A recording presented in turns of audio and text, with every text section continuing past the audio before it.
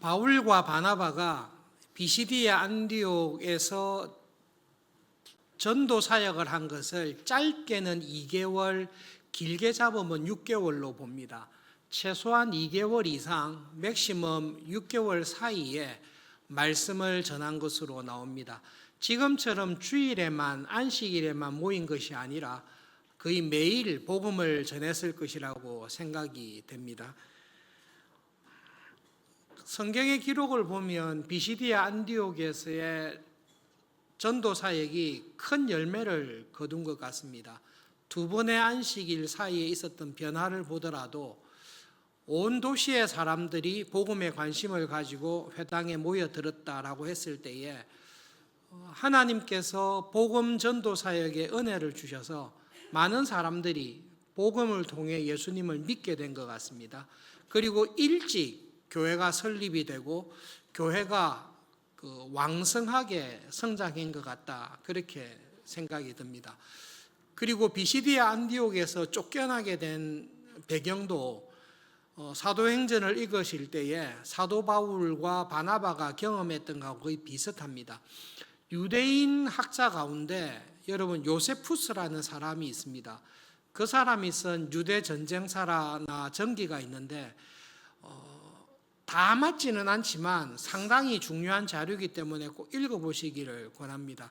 요세푸스는 이스라엘이 유다가 로마에 의해서 멸망할 때에 AD 70년에 로마 제국과 싸워서 전쟁할 때에 유대의 총사령관이었고 군 총사령관이었고 제사장이었습니다.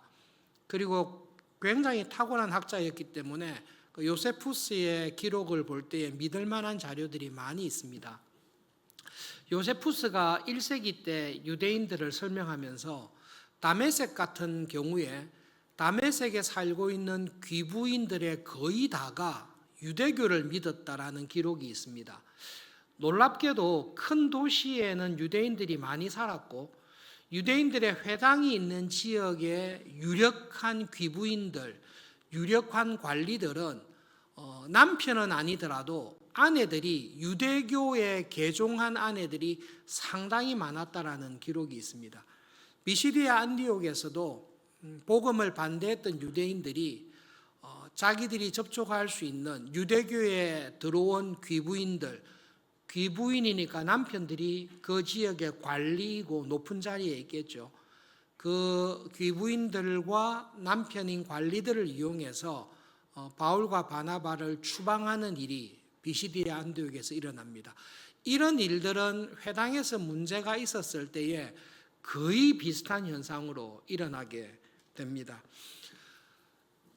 배경을 잠깐 이해하고 비시디아 안디옥에서 2주일 동안 있었던 사건을 잠깐 살펴보겠습니다. 첫 번째 안식일에 회당에서 긴 시간 동안 사도 바울은 복음을 설교했습니다. 구약 성경을 쭉 설명하면서 구약 성경의 주제는 하나님의 나라입니다. 하나님께서 창조하시고 아브라함을 부르시고 이스라엘을 세우시고 다윗을 통해 이 땅에 이루기 원한 것은 하나님의 나라입니다. 그러나 하나님의 나라가 번번이 실패했습니다. 그 원인은 우리의 죄 때문입니다. 우리의 죄로 말미암아 우리는 하나님의 뜻에 순종하지 않습니다. 우리의 죄가 하나님의 나라를 무너뜨리는 근본 원인이었습니다. 하나님의 나라를 회복하기 위해서는 죄를 제거해야 됩니다. 죄 용서함을 받아야 됩니다.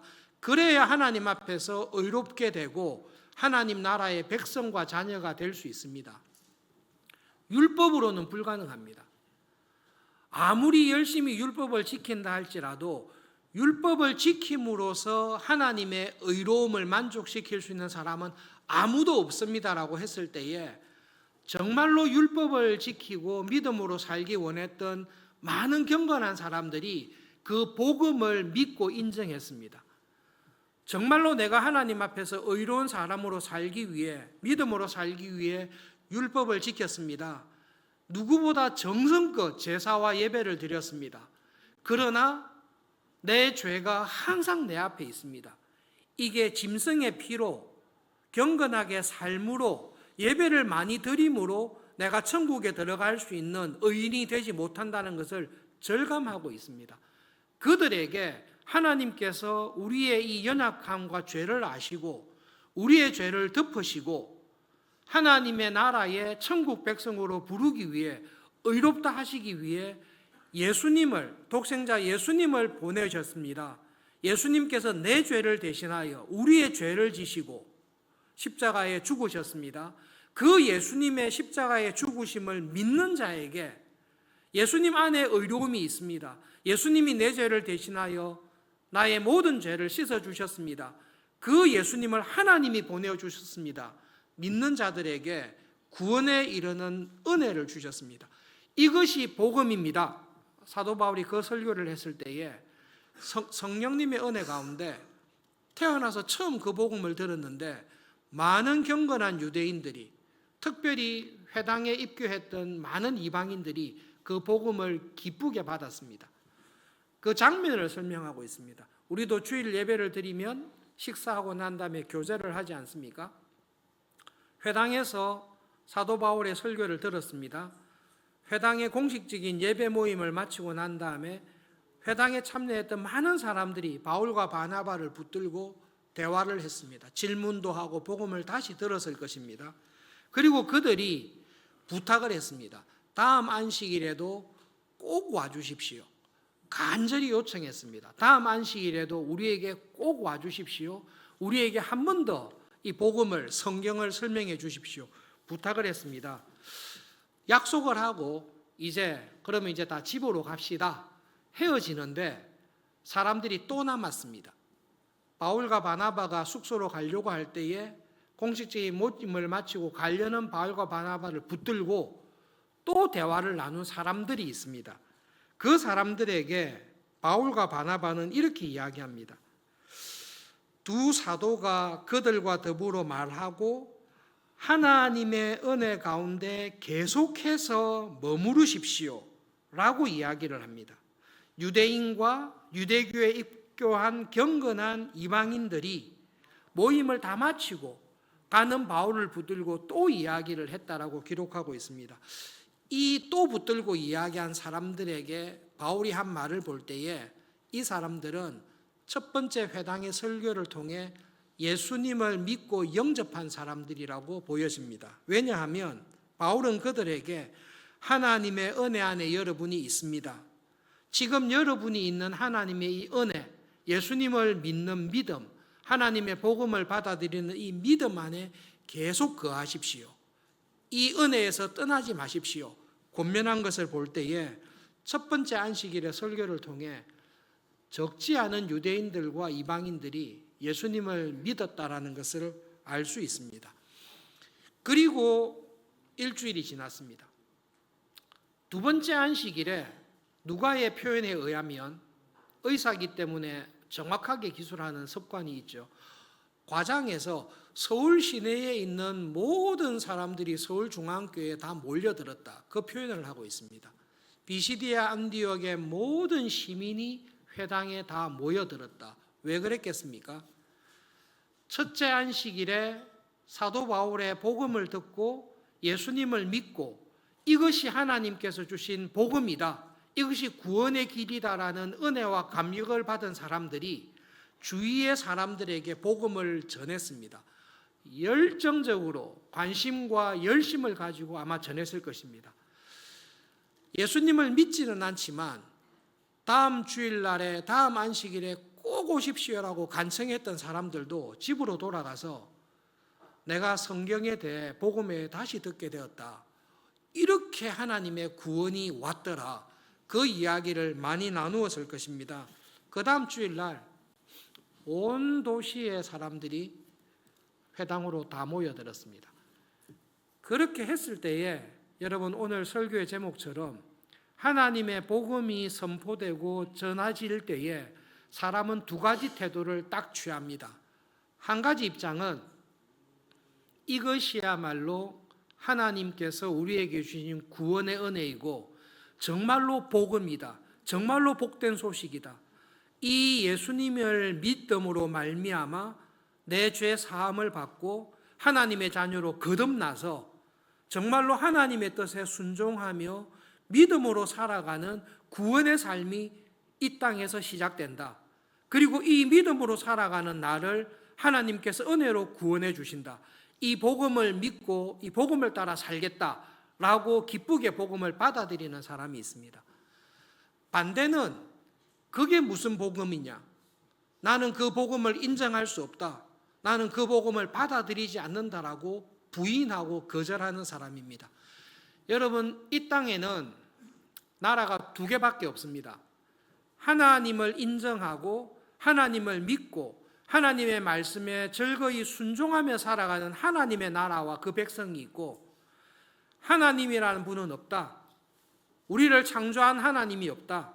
그냥 세상은 어쨌든 우연히 생겨난 것일 뿐이다. 그 하나님이 있든 어떤 상관없다. 그냥 내 생각하기에 의롭고 내 생각하기에 바르고 내가 생각하기에 행복한 삶을 추구하고 싶다. 하나님을 인정하지 않고 자기의 생각과 자기의 꿈을 따라서 살아가는 하나님에 대해 반대하는 의미에서 세상의 나라가 있습니다. 우리 모두는 이 세상을 살아갈 때에 하나님을 믿고 인정하며 사랑하는 하나님 나라의 백성으로 살든지, 하나님을 인정하지 않고 내가 원하는 대로 살든지, 이 두 나라 중에 한 나라에 속해 있습니다. 혹시 여러분들 가운데 나는 제3지대다, 하나님을 열렬히 사랑하고 믿음으로 살지는 않지만 그렇다고 내가 하나님을 반대하거나 하나님을 거절하면서 살지는 않다, 나는 중간이다, 실제로 그렇게 생각하실 수는 있지만 하나님 편에서 생각하셔야 됩니다. 하나님께서는 하나님을 인정하지 않거나 하나님과 우상을 겸하여 섬기거나 자기 소견에 사는 사람은 하나님 나라에 속한 사람들이 아닙니다. 하나님의 복음이 전파되는 모든 곳에, 세상이든 교회든 어느 나라와 민족이든지 복음이 전파될 때에 이 일은 항상 일어나게 됩니다. 우리가 살아가는 동안에 이런 경험을 하게 됩니다. 사도 바울은 비시디아 안디옥에서 회당에서 설교하면서 지금 여러분들에게 일어나고 있는 이 현상을 보십시오. 이 현상은 하나님께서 미리 예언하시고 말씀하신 것입니다. 예수님의 복음을 전할 때에 이 복음을 믿고 영접하는 사람들이 있을 것입니다. 그러나 이 복음을 받아들이지 않고 거절하는 사람이 있을 것입니다. 특별히 이방인들에 대해서, 하나님의 구원과 관계없는 이방인들인데 하나님께서 이 구원의 빛을 비추어 주셨을 때에 그 구원의 빛을 보고 하나님을 믿고 예수님을 믿고 영접하는 구원의 역사가 있을 것이라고 하나님께서 약속하셨습니다. 지금 여러분들을 보십시오. 유대인들 가운데 믿는 사람도 있지만 유대인들 가운데 복음을 거절하는 사람이 있습니다. 그런데 복음과 관계없이, 하나님의 언약과 관계없이 살았던 이방인들 가운데 이 하나님의 구원의 빛을 보고 하나님의 백성이 되는 일들이 일어나고 있습니다. 하나님께서는 이것을 이미 700년 전에 이런 일이 일어날 것을 약속하셨습니다 하면서 바울이 인용하는 구절이 이사야 49장 6절 말씀입니다. 49장 6절 말씀 함께 읽어보겠습니다. 같이 읽읍시다. 내가 나의 종이 되어 야곱의 지파들을 일으키며 이스라엘 중에 보존된 자를 돌아오게 할 것은 매우 쉬운 일이라. 내가 또 너를 이방의 빛으로 삼아 나의 구원을 베풀어서 땅 끝까지 이르게 하리라. 영상을 잠깐만 보십시오. 하나님께서 약속하신 여호와의 종에 관해서 이야기합니다. 하나님께서 이 종을 보내셔서 일을 맡기실 텐데 두 가지 일을 하십니다. 하나는 야곱의 지파들, 이스라엘 백성들을 회복시키는 일을 하십니다. 이스라엘 가운데 하나님의 백성으로 보호하고 보존한 사람들을 복음을 통해 하나님께로 돌아오게 하는 일을 하실 것이라고 700년 전에 이사야를 통해 예언을 하셨습니다. 이 일은 유대인들, 경건한 유대인들을 돌아오게 하는 일은 쉬운 일이다. 그런데 하나님의 종이 한 가지 일을 더 할 것입니다. 내가 너를 이방의 빛으로 삼겠다. 하나님과 전혀 관계없던 이방인들에게 하나님의 구원의 빛을 비추는 빛으로 삼아서 하나님의 구원을 그들에게 전할 것입니다. 땅 끝까지 모든 이방인들에게 하나님의 구원의 빛을 비춘다고 약속하셨습니다. 지금 이 일이 이 비시디의 안디옥 회당에서 일어나고 있습니다. 지금 회당에 회심했던 이방인들뿐만 아니라 일주일간 소문을 듣고 하나님의 복음을 믿고자 하는 이방인들이 있습니다. 이들을 보고 질투하고 시기하는 유대인들이 있습니다. 유대주의에 갇혀서 하나님의 복음, 예수님을 거절하는 유대인들을 향해서 하나님은 이것을 미리 예언해 놓으셨습니다. 하나님께서 종을 보내실 것입니다. 그 종은 이스라엘 백성들을 구원할 뿐만 아니라 세상 끝까지 이방 사람들을 하나님께로 인도하는 이방의 빛이 될 것이라고 말씀하셨습니다. 그러면 이사야를 통해 700년 전에 하나님께서 약속하셨던 이 이방의 빛은 누구입니까? 누가복음 2장 28절부터 33절에 있는 말씀을 우리 한 절씩 교독하겠습니다. 저 말씀은 요셉과 마리아가 아기 예수님을 데리고 처음 성전에 올라갔을 때에 시므온, 경건하고 기도하며 살았던 시므온이 아기 예수님을 만났을 때에 했던 내용이 기록되어 있습니다. 한 절씩 교독하겠습니다. 시므온이 아기를 안고 하나님을 찬송하여 이르되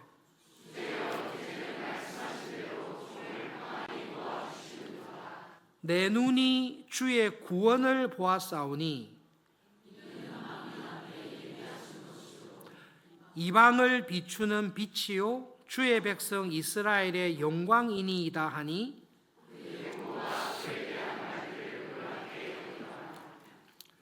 시므온은 예수님을 만나기 전에 성령님으로부터 약속을 받습니다.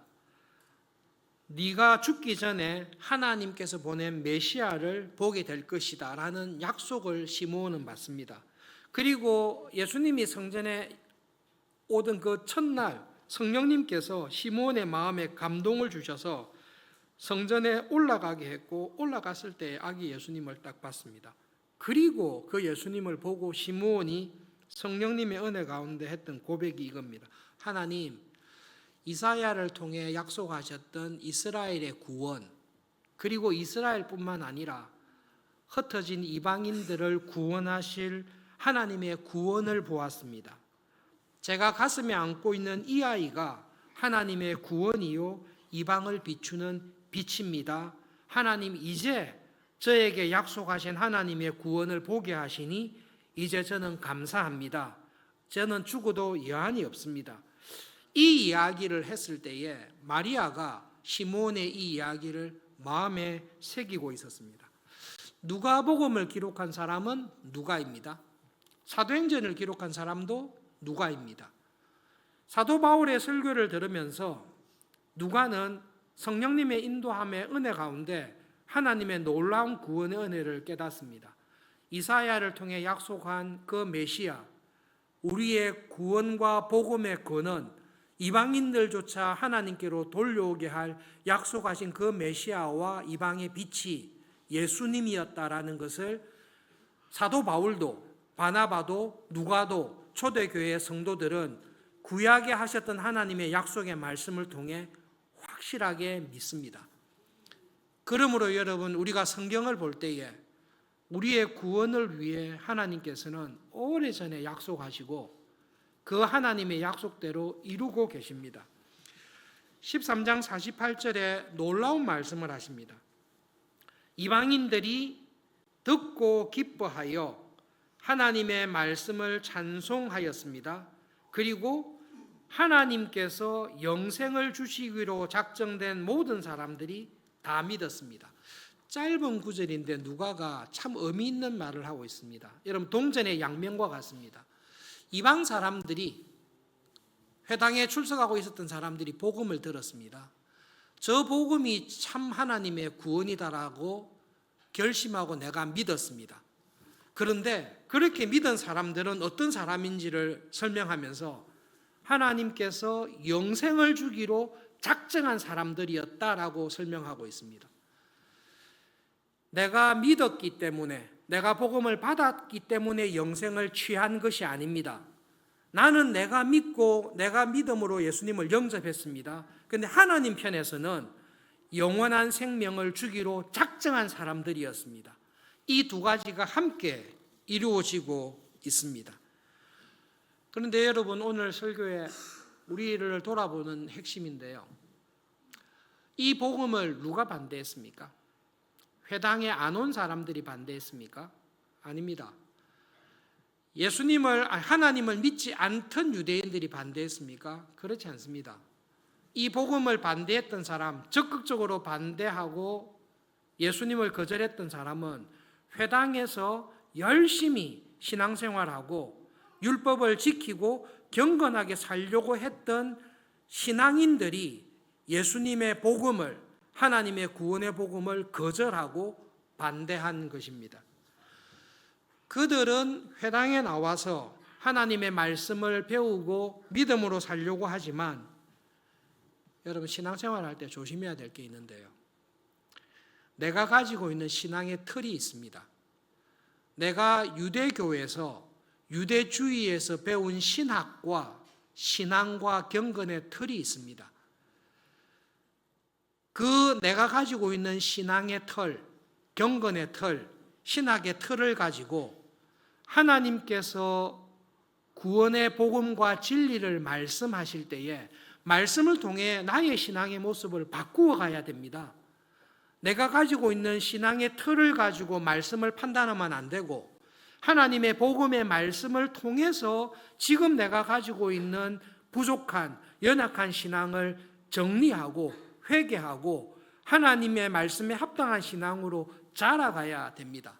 그런데 정말로 유대주의에 성실하고 율법을 지키고 예배에 참석하라고 제사를 드렸던 사람들 가운데 많은 유대인들이 유대주의에 맞지 않습니다. 하나님의 율법을 무시하거나 제사를 가볍게 여기거나 성전에서의 예배를 하찮게 여기는 것에 대해서는 유대주의의 가르침에 맞지 않습니다. 그렇게 복음을 전하는 사람을 배척할 뿐만 아니라 그렇게 복음을 전하는 사람을 쳐서 죽이는 것입니다. 그 사람들이 복음을 거절하고 복음을 부인한 사람들입니다. 여러분, 신앙생활 할 때에 믿음으로 은혜 안에 살아가다 보면 이런 경험이 있지 않습니까? 어린 시절부터 또 열심히 신앙생활했던 교인들에게 이런 경험이 있습니다. 어느 날 사경회에서 말씀을 듣는데, 어느 날 성경을 읽고 공부하는데, 하나님의 구원의 은혜가 이것이었구나. 이것이 하나님께서 나에게 주신 구원의 은혜구나. 내가 이때까지 신앙생활을 헛되게 했구나.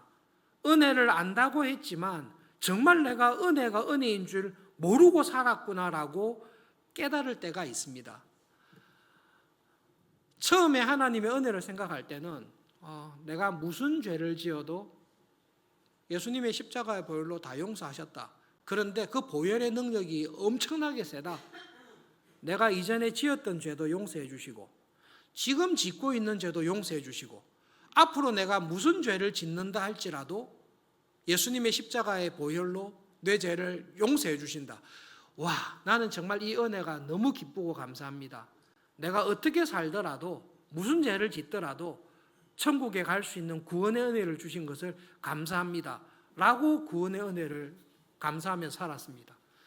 그런데 하나님의 은혜와 구원의 복음을 가만히 들여다보니까 그런 구원의 은혜를 받은 사람은 죄와 싸워 이긴다라는 것을 깨닫게 되었습니다. 정말로 그 구원의 은혜를 받은 사람은 이전에 지었던 죄를 계속 짓고 사는 사람이 아닙니다. 구원의 은혜를 받아서 성령님의 은혜 안에 살아가는 사람은 내 안팎으로 있는 죄와 싸워서 죄와 이기고 그 죄가 점점 약해지고 성령님으로 말미암아 하나님이 원하시는 열매를 맺으면서 살아가는 그것이 은혜라는 것을 깨닫게 되었습니다. 그리고 이 성령님으로 인한 구원의 열매, 성령님으로 인한 변화된 삶이 없으면 이 구원이 헛된 구원이라는 것을, 이 믿음의 열매가 없으면 믿음 자체가 죽은 믿음이라는 것을 깨닫게 되었습니다. 정신이 번쩍 들었습니다. 이거 내가 정신 바짝 차리고 살아야 되겠구나.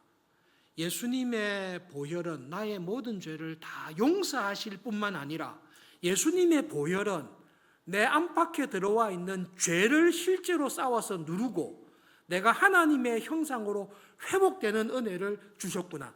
이 열매, 이 믿음의 순종이 없이는 구원이 안 되는 것이구나라는 것을 깨달으면서 우리가 이전에 편안하게 가졌던 신앙에서 돌이키게 되는 은혜를 여러 번 경험하면서 살아가게 됩니다. 그런 경험이 있으시지요?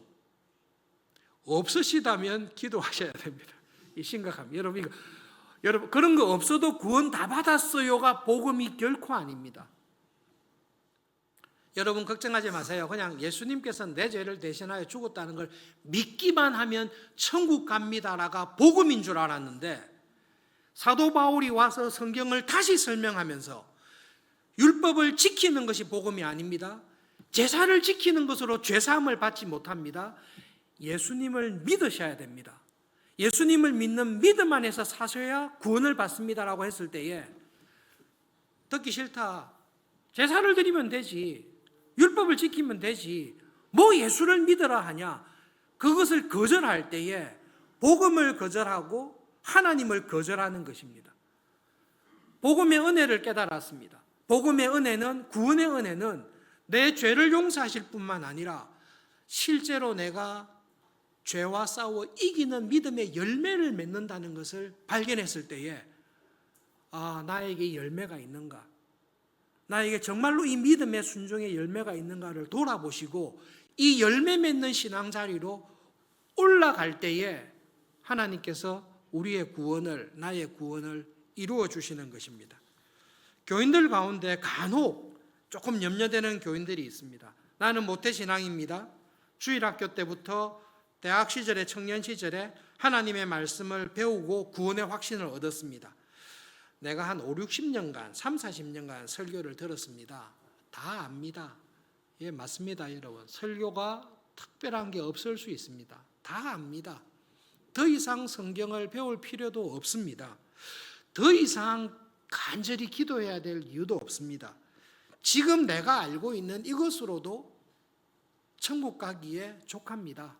지금 내가 하고 있는 이 경건 생활로도 하나님 나라에 들어가기에 아무런 문제가 없습니다.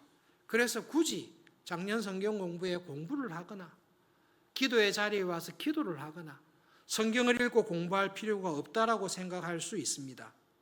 그게 살아있는 믿음입니까? 정체되어 있는 믿음입니다. 내가 가지고 있는 신앙의 털, 내가 가지고 있는 구원의 신앙의 체계에, 그 틀에 갇혀 있는 신앙입니다. 위험한 신앙생활입니다. 하나님께서는 우리에게 지금 네가 가지고 있는 믿음, 신앙의 크기에 안주해라고 하지 않습니다. 지금 네가 갖고 있는 믿음만으로도 천국 들어가기에 충분하니까 염려하지 말라고 하지 않습니다.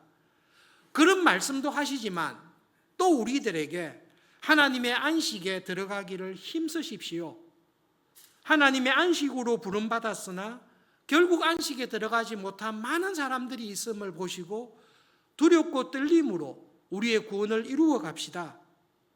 구원으로 인도하는 문은 참 좁습니다. 많은 사람들이 그 길로 들어가기를, 그 길을 걷기를 원치 않습니다. 그러나 이 길이 생명의 길입니다. 이 길이 우리에게 구원의 길입니다. 이 믿음의 길에 굳건하게 서셔서 좌로나 우로나 치우치지 마십시오라고 우리에게 권면합니다.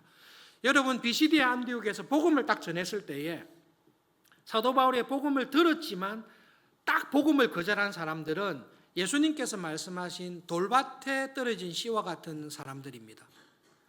돌밭에 떨어진 씨와 같은 사람은 처음 복음을 들었을 때에 기쁨으로 받습니다.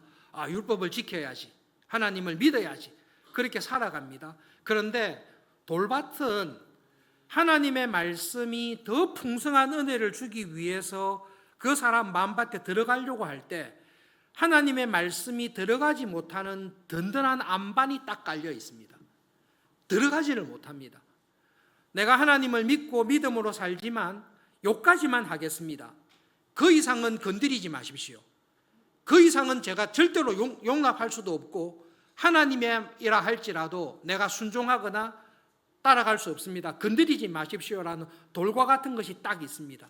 그 사람은 결국은 하나님의 복음을 배척하는 사람입니다. 회당에서 평생을 살았고 율법과 예배와 제사를 드렸지만 예수님의 복음이 딱 선포되었을 때에, 이 복음이 하나님의 구원이고 생명의 길이라는 말씀이 선포되었을 때에 감사합니다. 하나님 정말 그게 복음입니다. 제가 이 복음으로 말미암아 삽니다라고 영접하던 사람처럼 영접을 해야 됩니다. 하나님의 은혜가 이런 것입니다. 그 은혜는 나의 모든 것을 변화시키고 바꿉니다라고 들었을 때에 하나님 맞습니다. 제가 이때까지는 몰랐는데 내가 이길 수 없는 죄를 성령님께서 이기게 하시는 은혜가 구원의 은혜인 것을 믿습니다라고 죄와 싸워 이기셔야 됩니다. 그 말씀을 들었음에도 불구하고 못 고쳐요. 사람은 고쳐 쓰는 게 아니에요. 하나님의 말씀이 아무리 내가 들었지만 이것은 못 바꿉니다라고 단단하게 말씀에 저항하고 죄와 싸워 이길 수 있는 은혜를 주시는 성령님에게 저항할 때에 나는 구원의 복음을 버리는 것입니다. 내가 스스로 버리는 것입니다. 누구가 복음을 거절했습니까? 유대주의의 열심이었던 교인들이 복음을 거절한 것입니다. 누가 복음을 기꺼이 받았습니까? 유대주의의 열심으로 신앙생활하면서 하나님의 은혜를 받았던 사람들이 복음을 기쁘게 받아들인 것입니다. 여러분, 지금 내가 가지고 있는 신앙의 틀에 구원의 지식에 안주하지 마시고 하나님께서 주시는 구원의 은혜가 얼마나 큰지를 말씀과 기도를 통해서 경험하실 수 있기를 바랍니다. 교회사를 공부하면서 유학 갔을 때에 유학 둘째 해에 이레네우스라는 분의 글을 읽게 되었습니다. 사도 요한의 제자였던 폴리갑의 제자였습니다. 그러니까 사도 요한을 굉장히 밀접하게 알았던 이레네우스인데요. 와, 1세기에 이런 사람도 있었나? 1, 2세기에 복음을 이렇게 설명한 사람이 있었나? 너무나 감명을 받았습니다. 우리는 로마 가톨릭 교회를 중심으로 이어져 왔던 서방 교회의 신학을 가지고 있습니다. 이레네우스나 갑바도기아 교부들이 있습니다. 바질리우스, 그레고리 오브 니사의 그레고리 오브 나지안주스에 있었던 그레고리. 이 사람들이 초대 교회에 복음을 풍성하게 전했던 사람들입니다. 서방 교회는 어거스틴밖에 없다고 할 수 있는데요. 동방 교회에는 정말로 풍성한 복음의 비밀들이 있습니다. 그 중에 모세의 일생이라는 책을 쓴 니사의 그레고리가 있습니다. 여러분, 서방교회, 우리가 했던 서방교회의 신학을 배우시다 보면 성경을 배우면 배울수록 명쾌해집니다. 희미했던 교리들이, 희미했던 성경들이 확실하게 되고, 이렇게 공부하다 보면 하나님을 다 이해할 것과 같은 은혜가 있습니다. 동방교회 교부들의 글들을 읽어보시면 모세의 일생에 믿음으로 사는 것이 뭔가를 모세가 시내산에 등정하는 과정을 통해 니사의 그레고리가 설명해 줍니다. 시내산에 멀리 있을 때는 그 시내산에 하나님 계신 거 다 보입니다. 시내산 꼭대기에 번개와 구름과 불이 있는 것을 보고 하나님 저기에 임재해 계시구나. 나보고 오라고 하시구나. 그래서 하나님을 향해 점점 가까이 갑니다. 우리가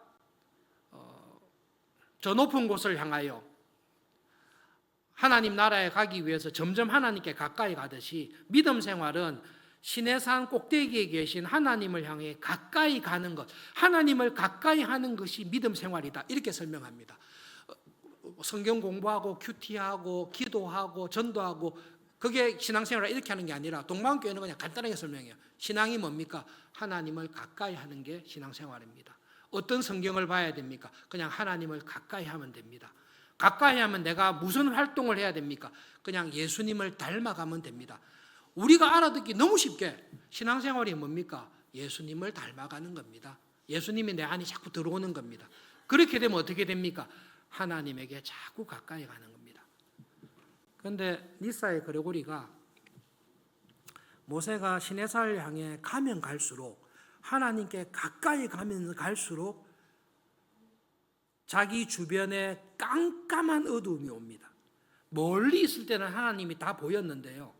하나님께 가까이 가면 갈수록 하나님이 보이지 않고 내 눈앞에 아무것도 보이지 않은 깜깜함이 있습니다.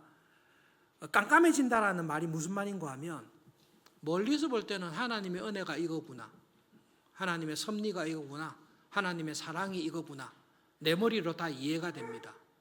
근데 정말로 하나님께 가까이 가면요, 하나님의 은혜는 내 머리로, 내 지성으로 이해할 수 없는 그것을 초월하는 하나님의 은혜구나, 하나님의 섭리라는 것이 정말로 이렇게 되구나, 하나님의 은혜를 경험하고 알아가면 갈수록 하나님, 제가 하나님에 대해 안다고 생각했던 모든 것들이 부족했습니다. 하나님은 내 머리로 이해할 수 없는 하나님입니다. 하나님의 섭리와 은혜는 감히 내 생각으로 판단할 수 없는 그런 은혜와 섭리의 하나님이신 것을 정말로 제가 고백합니다. 그래서 시내산에 내려온 모세에게 하나님 봤냐라고 물으면 하나님에 대해서 가까이 갔으나 하나님을 말로 설명할 수 없는 자리에 우리를 데리고 갑니다. 하나님의 은혜는 그와 같습니다. 그런데 놀랍게도 하나님에 대해서 설교를 하지도 않고 말을 하지도 않는데 하나님을 보고 온 모세의 얼굴에는 거룩한 광채가 나서 그 모세의 얼굴조차 보기가 어렵습니다. 이것도 오해하시면 안 되는데요, 모세의 얼굴에 광채가 난 것은 모세의 경건이 뛰어나서 광채가 난 것이 아니라 하나님의 임재를 경험했기 때문에 그렇습니다. 하나님을 가까이 한 사람에게는 하나님의 영광이 그 사람의 삶을 드러납니다. 우리에게 그렇게 살라고 하는 것입니다. 조금 서방교회 전통을 비하하는 건 전혀 아니에요. 달라요. 하나님을 다 알겠습니다. 제가 하나님을 온전히 사랑했습니다. 저처럼 하나님을 사랑하는 사람이 없습니다가 아니라 하나님, 제가 아무리 사랑해도 하나님께서 저에게 주신 은혜에 제가 갚을 길이 없습니다. 하나님의 은혜는 정말 그와 같습니다. 그렇게 믿음으로 살아가시는 우리 모두가 될 수 있기를 정말로 바랍니다. 여러분, 하나님의 은혜에 천국에 가면 천국에서 어떻게 살 것 같습니까? 주일학교 다닐 때 천국 가면 저는 좀 곤란하다고 생각했는데요, 천국 가서 일주일 내내 예배를 드리고 찬송만 하고 있으면 좋다고 말을 해야 되나? 말 안 하면 묵 들을 것 같은데 근데 정말 그게 재미있을까라는 천국에 대한 의심이 좀 있었습니다. 그런데 성경을 배우는 가운데 알게 됐어요. 김홍전 박사님께서 설명해 주셨는데요, 하나님은 지금 뭐 하세요? 하나님은 지금도 일하고 계세요. 그것이 천국에 대한 이해를 딱 풀게 되었습니다. 천국 가면 기와 요초가 풍성한 최고로 좋은 휴양지에서 만족하고 배부른 가운데 세상에서 가장 편안한 안락의자에 앉아서 편안하게 쉬고 있는 것이 천국이겠습니까? 하나님은 천국에서 이렇게 휴양 즐기고 계십니까? 아니요. 하나님은 천국에서 지금도 하나님의 나라와 뜻을 이루시기 위해 지금도 일하고 계십니다. 김홍전 박사님께서 설명했듯이 천국에서 누리는 샬롬은 내가 자전거를 타고 내가 가야 할 목적지를 향해서 끊임없이 페달을 기쁘게 밟으면서 내가 가야 할 곳을 향해 계속해서 나가는 것, 그 목적지를 향해 달려가는 기쁨이 충만한 곳이 천국입니다. 누구를 향해서 달려갑니까? 하나님을 향해 달려가는 것입니다. 하나님을 가까이 하는 사람을 하나님은 가까이 하십니다.